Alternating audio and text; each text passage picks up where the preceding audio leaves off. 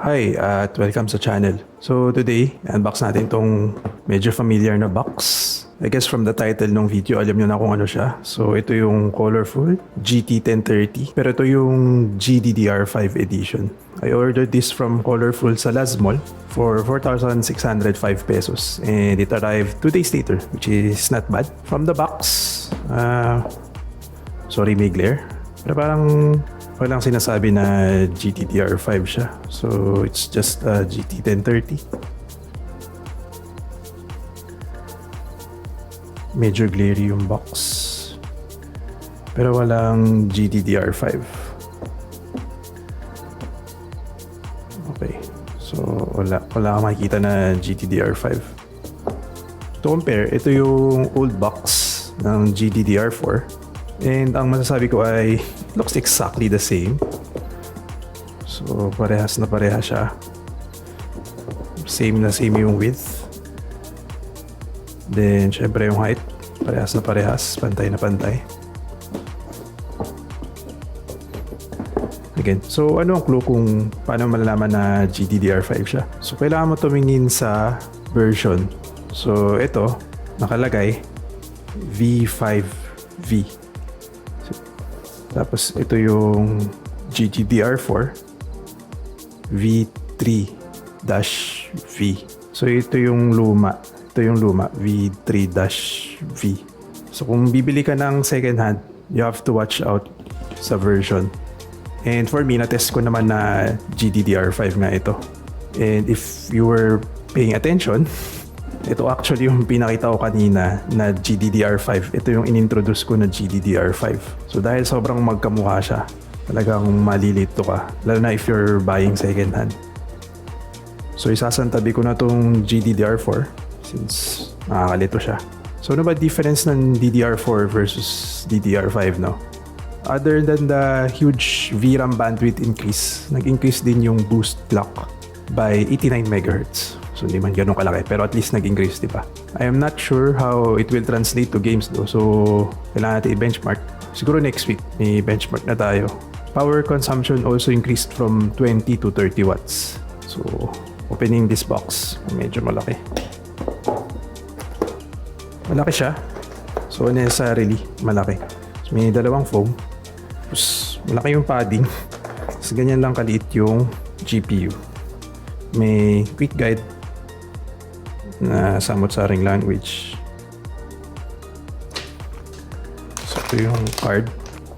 Wala na siyang laman. So malaki lang talaga yung box.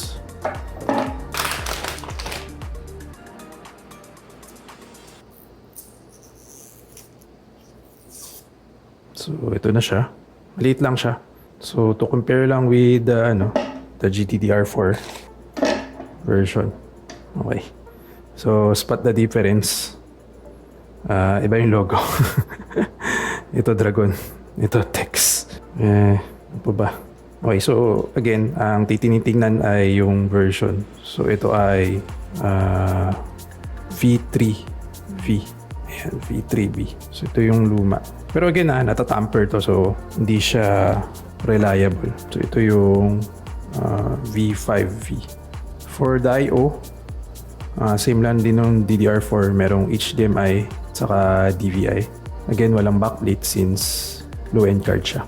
So unlike nung sa Asus na mabibili mo na passive cooling, ito active cooling. So may fan siya. Just like the older version. Ang advantage nito, active cooling siya. Disadvantage, mechanically pwede itong masira. So may mga GPU na ako dati na nasira yung fan. Pero at least mas sure ka na mas malamig siya hanggat hindi sira. Okay, so again, walang sukat sa website. So, sukatin natin. So, around 15 cm, 150 mm. Height-wise is standard PCB height, which is around 11. Hindi naman siya sobrang taas. Then, width-wise, lagpas siya ng 1 slot. So, you have to take note of that kung sobrang late ng ITX case mo. Colorful has sufficiently good heatsink based on experience. So at least in my 1660 Super saka yung previous GT1030, not bad yung cooling nila. I'm not sure lang kung ganun pa rin yung quality sa mga higher end cards. So wala rin siyang PCIe connector na kailangan. Dito lang siya kukuha ng power sa PCIe slot kasi 30 watts lang naman. So if di nyo alam, yung motherboard 75 watts yung kaya niya. So kaya since 30 watts lang to, hindi na niya kailangan ng extra power connector. So I guess mukhang na-cover ko na itong card na ito, and I just have to benchmark it if it has significant difference against the DDR4 version, which will be out by next week, I hope. Ayun. So napansin ko rin na may 4GB na VRAM version itong GT1030 na binebenta si Colorful, which is interesting. No? Napansin ko itong una sa Maxan pero hindi siya listed sa Nvidia, and I think based sa memory clock speed sa specs, GDDR4 lang yung 4GB version. So let's see kung makakabili tayo, unbox, and benchmark in the future. That's all for now. Thanks for watching. Subscribe, like, comment. Bye-bye.